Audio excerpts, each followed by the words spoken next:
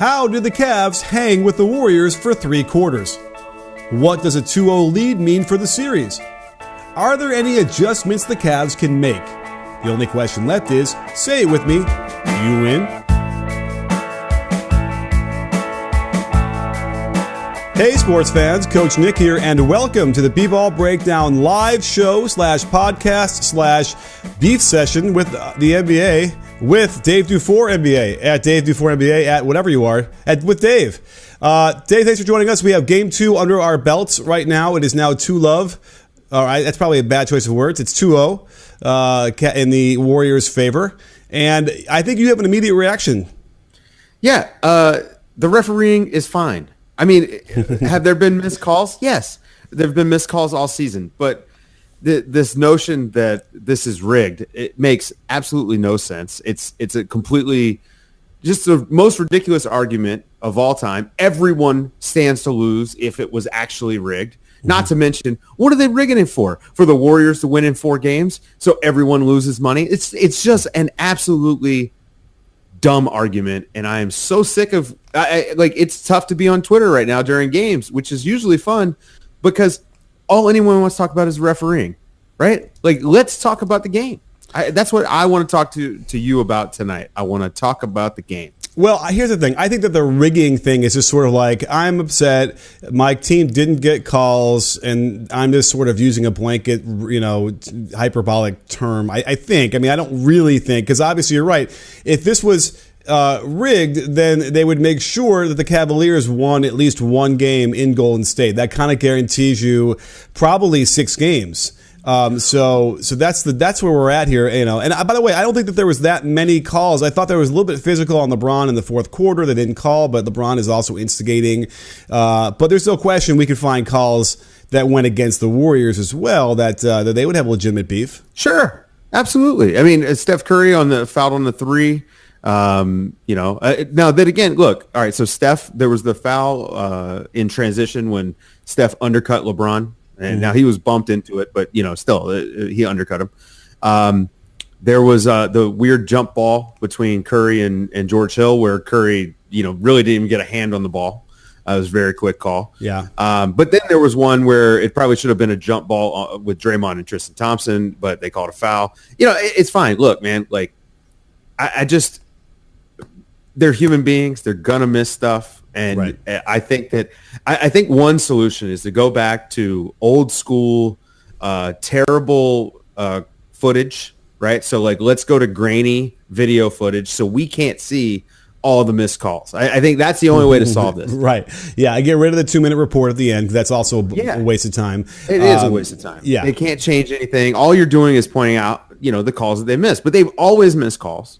Right. And I mean, I'm not saying they shouldn't be trying to get better. They absolutely should. And I think one of the things they need to do this summer is they need to go ahead and add the 4th ref. I think that will help quite a bit. I mean, these are the best athletes on earth, and they're huge, and they're running fast, and it's easy to miss stuff. Mm-hmm. And some of these, from the angle we get on television, it looks like a no-brainer, especially when you get the replay, which completely creates a bias in your mind as to what happens. Yeah. Sort of like the KD LeBron charge block call from game 1 in real time. It looked like a charge. I thought it was a charge. I was like, wow, that's a great call.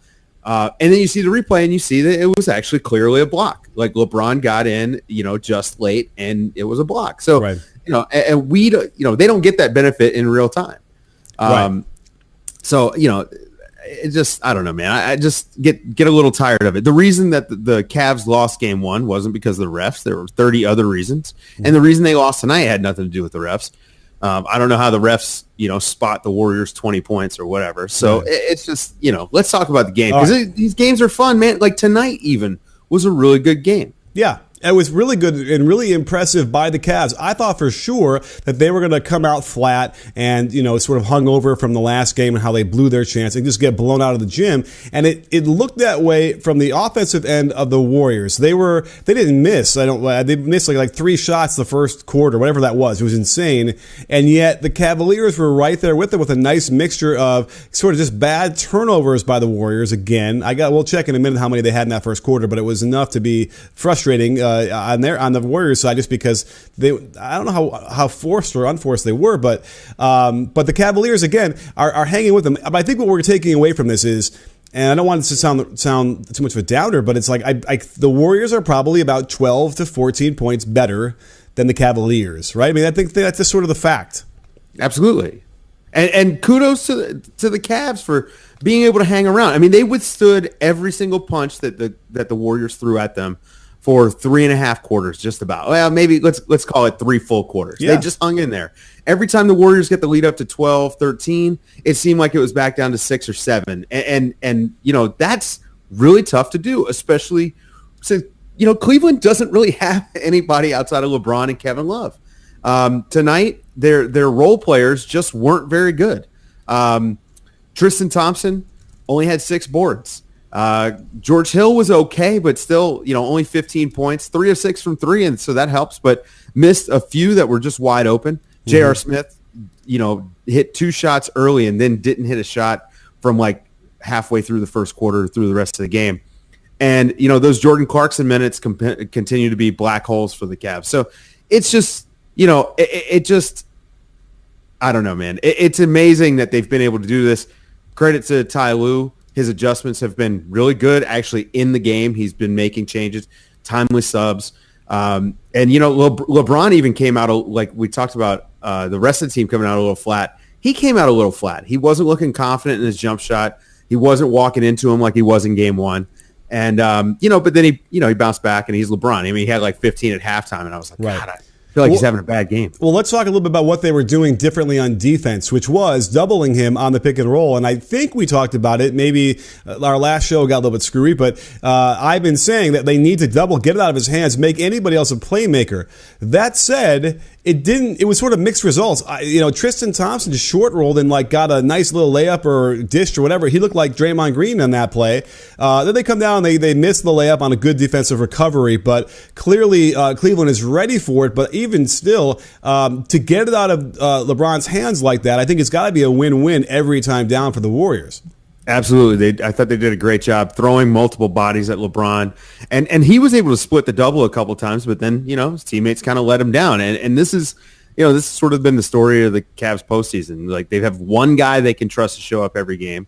And it's just hard to win that way. I mean, again, it's amazing they made the finals. Right. And you want to say, your teammates can't make every shot. Even the best shooters don't make every shot when they're wide open like that. But, J.R. Smith was 1 for 4 from 3, and, he should have been, 2 for 4. And Jeff Green was 0 for 2. But now he's open for a reason. But either way, it's always a win when you can get it out of his hands. So I think that's got to be the blueprint going forward, is just double him. And because this is not just like an average defense, this is doubling him, and then you got 3 guys back there that can scramble and cover. And if Iguodala comes back, then they're really going to be in trouble, because now they can get, just imagine that. Let's just say it's Steph Curry is involved, which it normally is. He doubles LeBron with, let's just say it's, Looney. Okay, who do you have back there? Draymond, KD, and Iguodala. That's a great odds for the Warriors every time down. Yeah, I agree. I mean, this is a tough matchup, and the lack of wings in Cleveland is not helping. Rodney Hood not being able to get his butt off the bench, Chetty Osman not being able to get in the game. These are things that you and I didn't expect. When we were talking about this team midseason. So, it's an uphill battle. It's going to be an uphill battle anyway. The Warriors are just an amazing team. They're the best team in the league, so much so that people think they broke the sport. So we shouldn't be shocked that Cleveland's kind of struggling. Right. Well, I kind of want to turn to the comments to see if we have some questions out here, just because we have so many people here in the chat. And let's see here. Jackson and Jeff Van Gundy don't often actually know what a foul is either. Yeah, it was interesting. A couple of times I was like, Jeff Van Gundy was saying some stuff that made me kind of just shake my head and be like, what are you talking about? But he does have a good taste in music on the way out to the commercial, so we'll give him the benefit of the doubt there.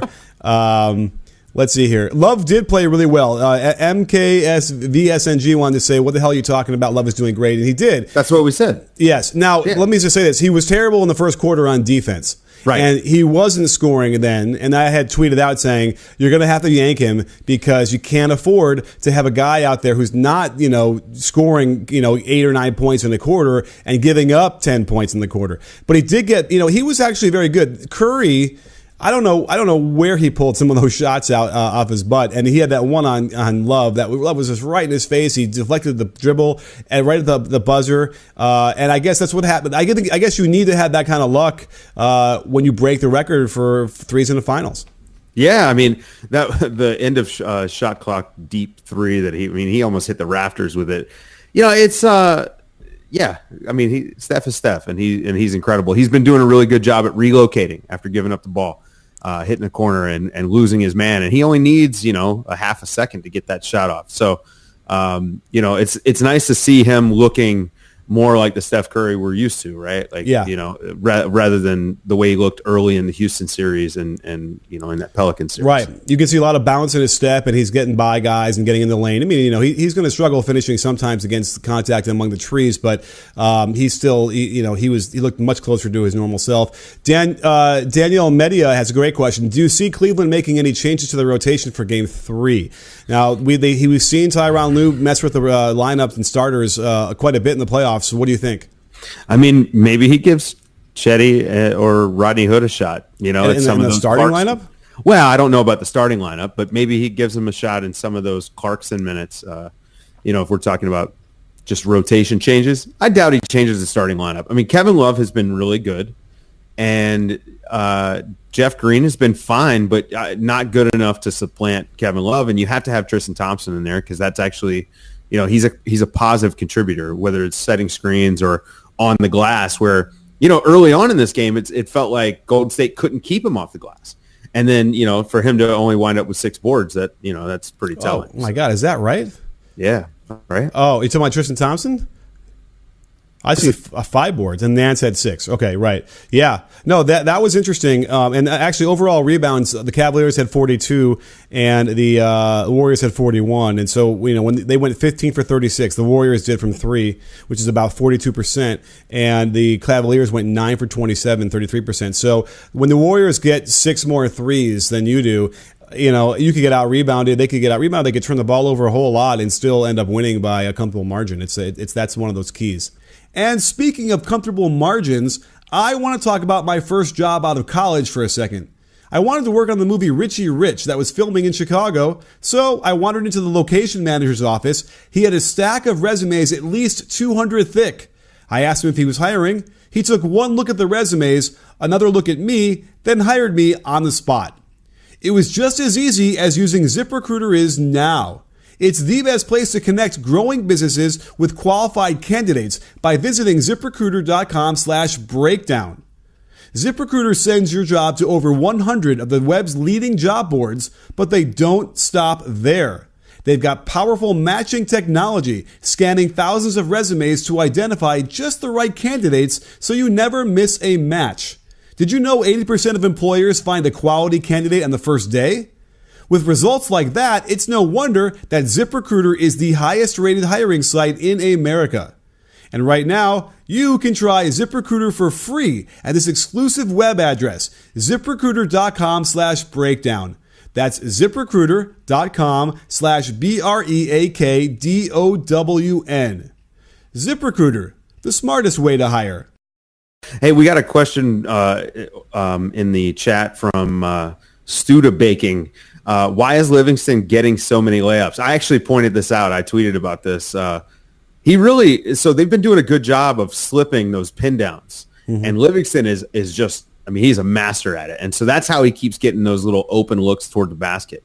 But what did you see tonight? Like, did you see the how many times they were slipping every screen? It felt like the Warriors that was what they were looking to do to combat the switching. For sure. It's the best way to deal with that. JaVale McGee, the first play of the game, slips the ball screen right away. Boop, they hit him with a dunk, and he was a revelation. We haven't even mentioned JaVale in all of this. We kind of forgot about him because, all his fireworks were in the first half. But, again, the guy doesn't play. It kind of makes you wonder, why the heck didn't Steve Kerr give him some run in the Rockets series? It might have really, really helped. I know he was afraid to put him in the pick and roll, but, geez, here's what's interesting. The Cavaliers are now conflicted because you put him in there. Well, wait, we want to get Curry in the pick and roll, but no, we want to get JaVale. It's it's confusing to them. They don't know who to attack. And meanwhile, JaVale was thwarting shots and was scaring guys from shooting floaters.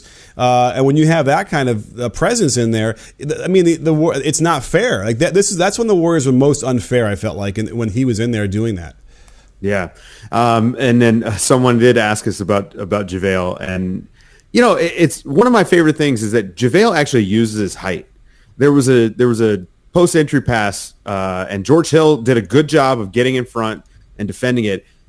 And JaVale just jumps up and reaches over him and grabs the ball. And there's actually not a lot of bigs that do that. Capella is another one. He does a pretty good job of that when he's got a mismatch like that. And I just think that's something that the Warriors have missed. Playing Draymond so much at center, and then Durant doesn't really play like that. They think that having that dimension and being able to go to that has been huge for them. And plus, they love to toss those lobs, and it gets them going. Yeah. It really fires them up. And I think we saw that early on in this one. Like you said, they fed off that JaVale dunk to open the game. And then we saw them have one of the better third quarters that they've had in the playoffs, at least offensively. They weren't defending at all. Right. But, yeah, I think that we're probably going to see JaVale continue to start. Yeah. Now, by the way, the beauty of the Warriors offense now, I mentioned that in the tweet and I had a nice little video, was that the default flow offense is always setting pin downs for Kevin Durant on the weak side, or him setting the pin down, which triggers an automatic switch. And generally, it's with Durant and a guard. So we keep seeing this the entire game where Durant's got Hill guarding him, or Durant's got J.R. Smith guarding him, and he's down the low, and he just doesn't turn around and scores right over them. It's terrible because the Cavaliers have not adjusted to this. They're kind of lazy switches. They don't have to switch those that easily. And if they don't do something about that, then it won't matter what anything else they do, because they're gonna give Kevin Durant easy shots. And we saw he was 7 for 9 to start. It's worthy of just kind of quickly checking to see what he finished with. He was 10 for 14. And I would say of those 10, 6 of those were just over a little guy, would you say?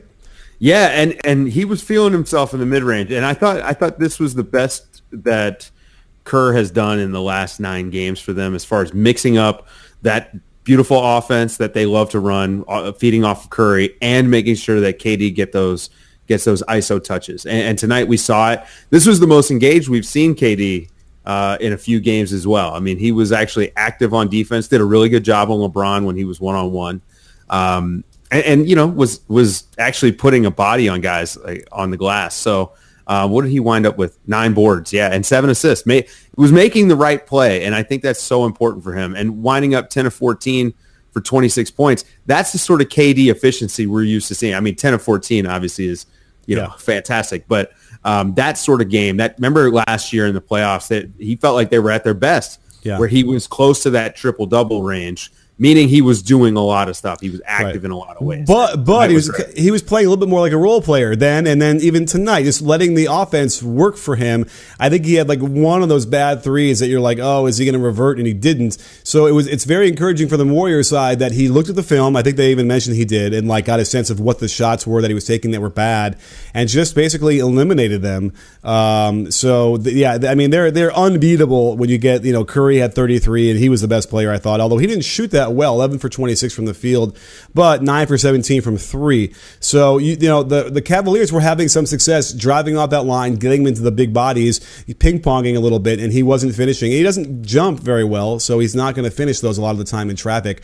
But as we saw, he drives, he kind of dishes or whatever, and then gets right back out to that line for threes. It's a really good lesson for any kind of young player who wants to learn how to get more threes up. That's how you do it. So let's keep going. Let's see, any questions we can grab here from? Well, yeah. Someone asked, and I missed who it is, why the Cavs didn't attack Klay Thompson more given the ankle injury. And, I actually thought they did. Anytime he got caught in a post-up mismatch on Tristan Thompson, it felt like they were trying to get Thompson the ball.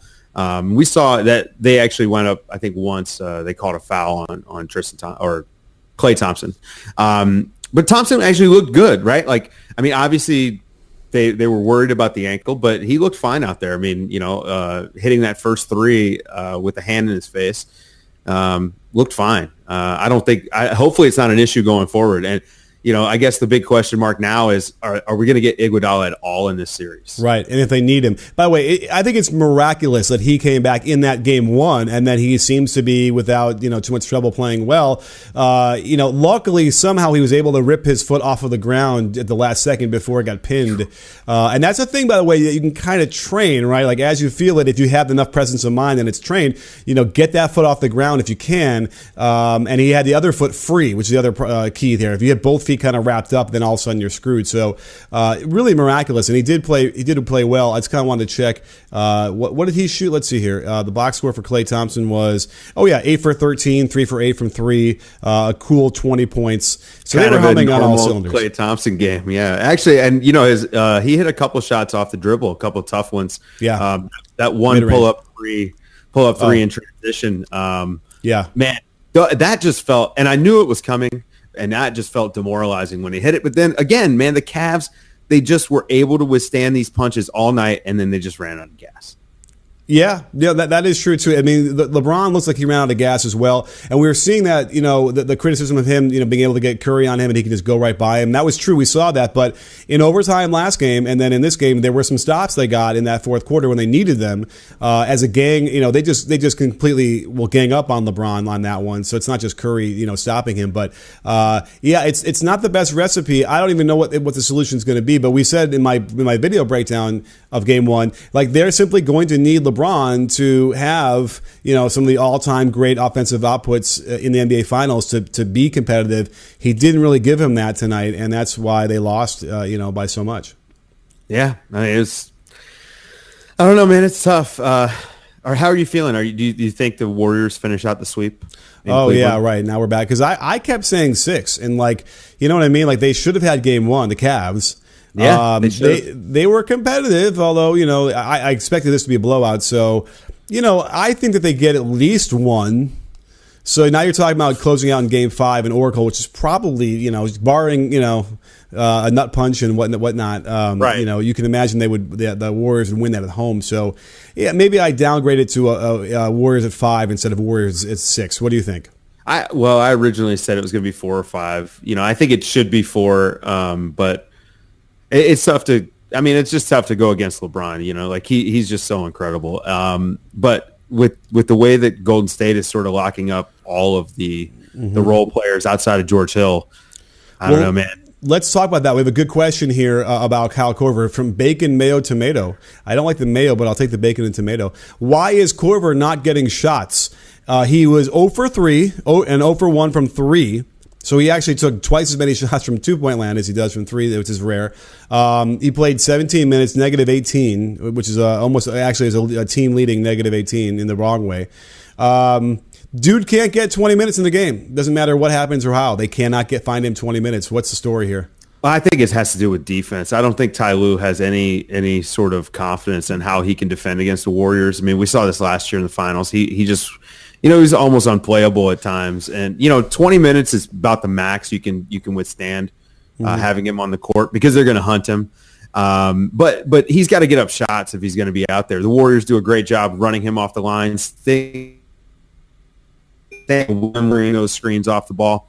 So I just think they got to find ways to get him open, whether it's maybe give him a double pin down, like maybe stagger those pin downs, run him off some floppy, something. Right. Or remember, have him back screen and then him pop out. Right. Those are the things. Absolutely. Yeah. They're simply not being creative enough, and it's a little too stagnant. You're right. They don't really have movement where they'd have dribble pitches and all the kind of things on the one side while he's coming around. It's usually only stagnant ball being pounded on top and waiting for him, and everyone's loading up on it. It's really hard. They need to find some more of those things and by the way, they were letting him and Love. By the way, have we even seen the Love Korver fun on the weak side? I can't even picture. No, it. I haven't seen it once. Yeah, what the hell? So that's worthy of, I'm going to look through that tonight in the footage because, like that's great stuff, and that would make it very hard for those guys to defend. I don't even know if he's even that much worse than, like, J.R. Smith isn't great on defense out there, and yet he's getting, let me see, J.R. Smith gets, 31 minutes. Like, take 5 minutes off there and give those to Kyle Korver and see what happens. I mean, it just is beyond me. Yeah. So anything else here? It's not ideal. Let's see. Would Monte Ellis help or hurt the Cavs if he were playing for them right now? Dribble Kenshin asks. I mean, they have Jordan Clarkson. It's basically the same thing. Ooh. I mean, I think Monte would score. Yeah, Monte's better than Jordan Clarkson, right? Yeah, I think so. Yeah. So, I mean, not that he'd be like a Kyrie kind of guy, but he would give you something. And I mean, listen, Monte's a little bit old in the tooth now, or long in the tooth, but there were moments in Monte's career where he was a bad man. I mean, absolutely, sure. I mean, if we're saying peak, if they're getting peak Monte Ellis, he'd be like the third best player on this team, right? So if we're talking, by the way, the people are asking about Lou and what adjustments he would make. I mean, listen, the first thing you got to do is say, I'm going to play Kyle Korver 25 minutes. No matter what I do, I'm going to give him his, a 7-minute run in between the first and second quarters across there. That's, I don't know, however you break that out. Give him another couple of minutes at the end of the half, and then fill it out the rest of the way in the second half too, because I just think they need him. Now, Rodney Hood, everyone's kind of complaining about him not getting in there. There must be some residual issue to him not checking in the game against the whatever that was. Well, I mean, he sort of quit on this team a while back, and I think people have forgotten that. And you have to wonder what the locker room dynamic is. Is this more of a, well, not only is this guy not great, but also we're not sure if we actually want him around the team. You know what I mean? I don't know, man. Like, again, you'd be hard pressed to find anyone who was higher on Rodney Hood than me. And he just, well, I know. And he just hasn't put it together, despite having all the tools that you would want aside from having short arms. I just, I don't know, man. I would at least give it a shot. Maybe he can guard KD some, throw him out there and just let him take a swing at it. Somebody. You got to try something. Yeah, put him at the shooting guard so that he's the guy switching on to KD on those pin downs or whatever. I mean that's it's worthy of trying something, because obviously this was the must-win game for the Cavs. Now that they're down 2-0, it just doesn't feel like they're going to have a chance to win the series. And rather than wait till you're down 3-0, let's get some of the kitchen sink stuff out now and play with it at home. And Hood will be a little bit more comfortable, perhaps. But it's tough, and that's why you can't really be so. I mean, I don't really know if it's because he didn't check in on that blowout, and that's an affront to the whole team. And I get it, but like, this is the playoffs. These are men. You can't just sort of hold grudges for weeks and a month at a time. You got to if you have something on the bench, you got to use it. So Let's see here. Anything else we want to talk about? I mean, looking for some questions here on the Periscope. What must the Cavs do to win a game? I mean, we kind of talked about that. Official Rob 32 asks. I think they've got to come out more aggressively than they did in today's game. I think that's number one. They need to not let the Warriors get going early like they did today. I mean, the Warriors started this game 7 of 7.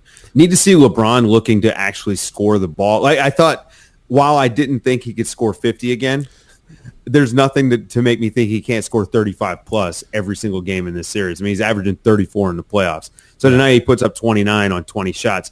I'd like to see LeBron trying to take 30 shots. I mean, he's their best player by far. Mm-hmm. He needs to be trying to initiate more offense, especially early in the game when he's fresh. Yeah, and when he's hitting them, that controls the tempo better for them. It makes them better on defense. So it's worthy of you got to try that and see if you can't get him going early. Aggressive in the post, getting Curry on him earlier. Now, here's the thing. In the first game, it worked for them so well. They didn't actually go to Curry in the first half, almost not at all. They got Curry with like J.R. Smith on him down low a little bit, but they kind of flipped the switch in the second half, and it did work for them in that game one. So there is a blueprint in theory, but I don't know. I mean, again, LeBron had I think I argued that in my video. That could very well be the greatest offensive performance we've ever seen in the game one. Just incredible. Yeah, I mean, he was fantastic. So he had 33 points on 11 shots at some point, or something crazy like that. Yeah, he was nuts. And again, man, you just got to get past it. You're down 2-0. You got to look for something. You got to figure something out. They got a few days off. That's going to be good. I'm wondering if they're flying to Cleveland, trying to get there tonight, like kind of doing an overnight flight and giving them more time, or if they're going to sleep in tonight and then head tomorrow. I mean, I know like it sucks we don't have somebody who can talk about the science of rest right now, because I think that's super important, especially when you're looking at LeBron. Yeah. I think at this point in his season, he's up over 100 games. He's played like 800 more minutes than anybody else in the league. I mean, it's pretty incredible what he's been doing. Yeah. You can't help but to be tired. So, you'll get no LeBron slander from me on this. Well, and by the way, the whole notion of him not shooting that last shot, I was defending him on Twitter all day today about he's consistently made the right play down the stretch. No matter if it meant him not taking that last shot, it didn't matter to him. And I've always admired that from him. Make Humanity Great Again has a great comment here where he says LeBron has to start moving the ball if he wants to win. He puts his teammates to sleep in an unnecessary pressure situation with all of his ISO. There is something to that, but that's not going to change. It simply is not how the Cavaliers operate their offense. He needs to dominate. He needs to control everything, and that basically means that he won't move much, which is unfortunate because I agree with that. If he were to get moving more in the offense, that his gravity would pull a lot of that defensive stuff out of position. And again, it wouldn't necessarily matter against a lot of teams, but you're talking about like this Warriors defense has got to be the best defense in the league. I know they weren't number one or close number one defensive rating in the regular season, but they've turned it up and they rotate better than anybody I've seen, even better. Well, they mailed it in. They mailed it in for so much of the regular season, and so did the Cavs, by the way. And this is something that you and I'm sure we'll talk about this summer when we start making predictions after free agency. But it's getting harder and harder to sort of predict what's going to happen in the playoffs. Yes, we all predicted Cavs Warriors, but the route they took to get here, with the Cavs actually stepping up their defensive effort, it helped that they played teams that struggled to shoot. But they stepped up their defensive effort after being terrible during the regular season. And then the Warriors, where people were looking at the numbers and saying, wow, has their defense really slipped? And no, it hasn't. They just don't care enough in the regular season. So I think that actually takes me to my next point. In Game 3, the Cavs could take advantage if we get one of these Warriors lackadaisical, I don't really care, I can play around and still win. If we get that in Game 3, that's what we got last year. That coupled with the Cavs hitting, I don't know, it was it 25 threes in the game? The new playoff record or whatever? Right. That's what it took. Yeah, and so there is a route to a victory here. I just don't see this going more than 5, and I definitely don't see the Warriors losing 2 in a row. I think that would just be incredible. And it's unfortunate, man, because like the Cavs really, they've shown me a lot in the last 2 games, and it's been fun to watch. So they've been entertaining in good games at least. This one was good. It was almost like, oh, we're going to go down to the wire again, and didn't quite play out that way. But certainly it was worthy of the first 3 quarters of watching. Interesting question here as we start to wrap up a little bit. Here we got Luan No asks, does LeBron injuries such as his eye plus the physical contact affect him very much? What about the eye? It's obviously bloodshot. He obviously got a serious gouge by the finger, which we said in our breakdown with Ronnie Nunn that it looked intentional. It did not look like a natural basketball play to me. What do you think? Have you ever had experience of that kind of eye injury?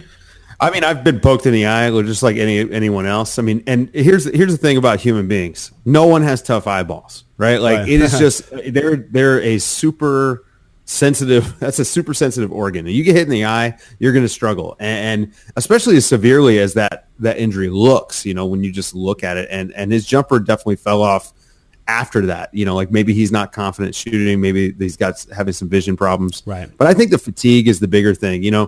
The Warriors, especially tonight, I said that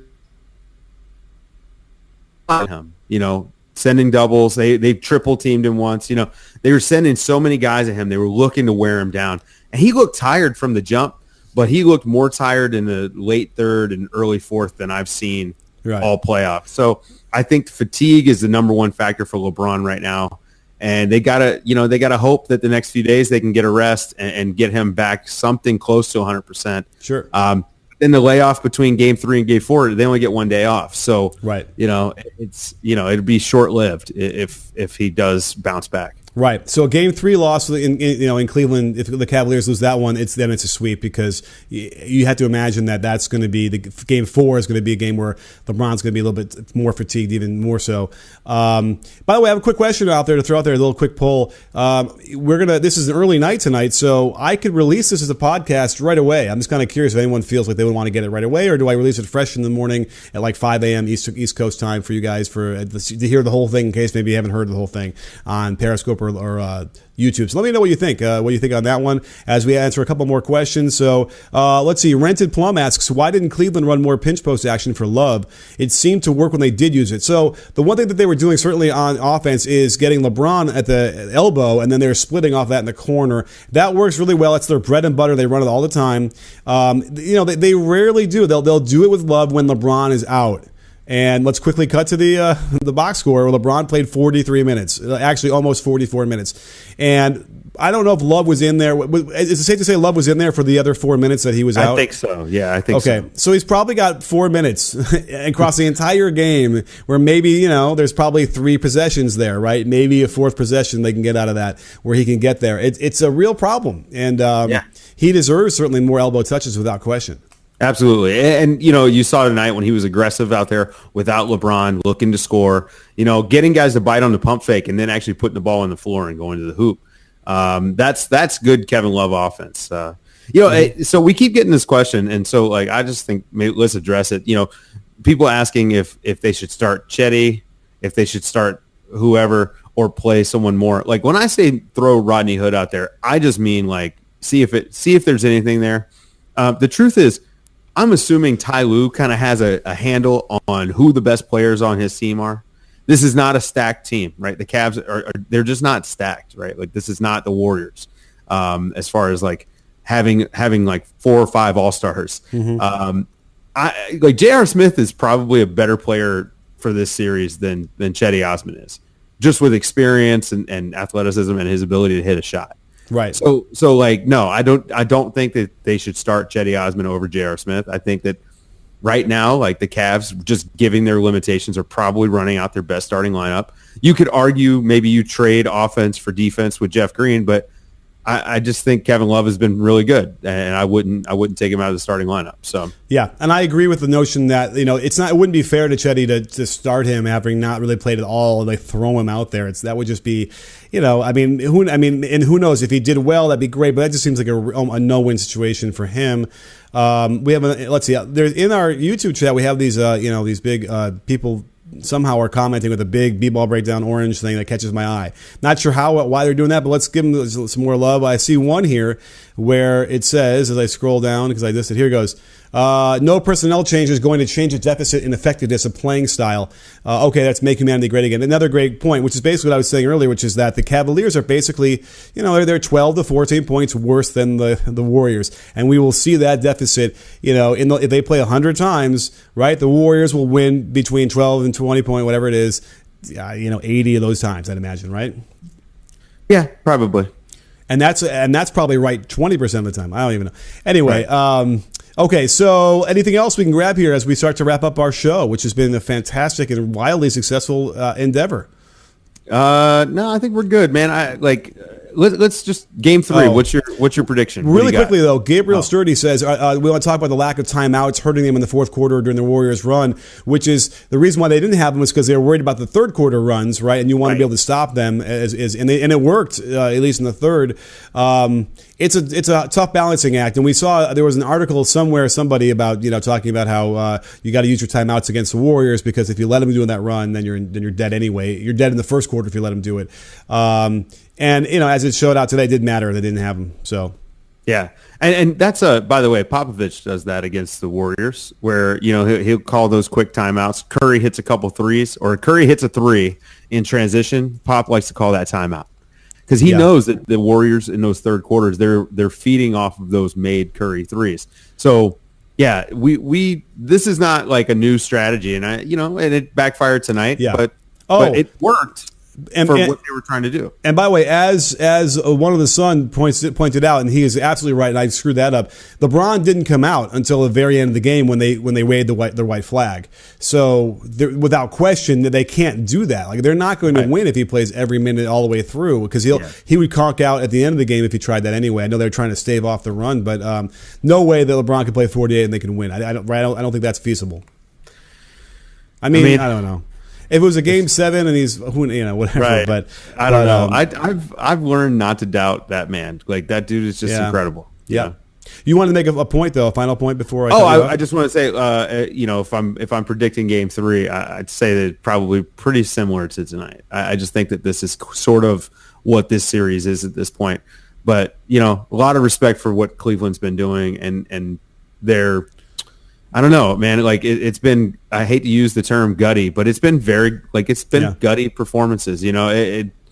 Like you said, the Warriors are probably a 12 to 14 point better team, and every time the lead hit 12, it felt like it was back down to 7 in a couple of possessions, and that gives you a chance to win. Yeah. Absolutely. Now, a couple quick questions here. Jeff Tao says, can LeBron win MVP if they lose? If he didn't win it last year, he ain't going to win it this year, and he's not doing well enough. After game 1 maybe, but yeah, it's not going to happen like that. It's got to be a 7-game series that they lose. Through 2 games, this feels like it's Steph Curry's award. Remember, all these awards are narrative-driven as well. Yeah. But I think this is going to be Steph Curry's finals MVP. Right. Good call. Refs tonight were fair for sure. I mean, they were fair. They were fine. We talked about that at the top of the show. Ben Luxon wants to yell at me because I was saying that Draymond's eye gouge was intentional. He wasn't angry with the call. He was angry because they didn't call a foul on Tristan Thompson, hooking him and pulling him out of the way, which caused him to be late. So by the time he got over there, he gets the foul. That's why he was mad. They didn't call that. Not that he gouged him in the eye. Right. It was like, it shouldn't be a foul. In fact, that's maybe why he did it. He was mad because there was no foul, and then boom, he hits him in the eye. So, Draymond was not classy at all about that, and we saw him call LeBron the P word when we clearly saw that was a severe injury that he had every right to react that way for it. So. We'll have to see, but either way, the other thing to watch out for in Game 3, though, is clearly goading Draymond into getting kicked out. That's going to be the narrative, I think, going forwards from the get-go. He's riding that edge right now. On that one play where LeBron maybe traveled, but they called Draymond for a foul. He was very demonstrative. Now, I actually personally didn't have a problem with it because he was yelling for a travel, and he was making a gesture, but he wasn't. I don't know. He didn't stomp at the ref, but you could definitely see everyone could feel it on the court. The Warriors start talking to him. So that is something to watch out for. Yeah, and to be watching for Tristan Thompson or somebody, maybe even LeBron, to do something, like they did in Game 4 of the 2016 finals. And that's unfortunate, but this is that's the reality. Like a lot of times it's the only way they're going to win. In fact, that's how they did it in 2016. So keep your eye on that. The referees better keep their eye on that. Hopefully they send a good crew that knows how to officiate that kind of thing, and nothing gets out of hand. So, well, speaking of getting out of hand, I think this is definitely our most spirited, most energetic, best show we've had in the playoffs. Yeah, this is pretty good. Not bad. Not bad at all. So thank you so much for everybody out there on, by the way, Periscope says release it now. Everybody at YouTube says release it at 5 a.m. I don't know, man. What do you think, Dave? I would put it out. I would put it out now. We got to beat everybody else. Okay. It's still going to be there at 5 a.m. for the people on YouTube. So that is true. All right, don't worry. F it. Yeah. I'll release it in a minute. So stay tuned for that up on iTunes and Stitcher and wherever else you get podcasts. So we are there. And Dave, again, thanks for coming on the show.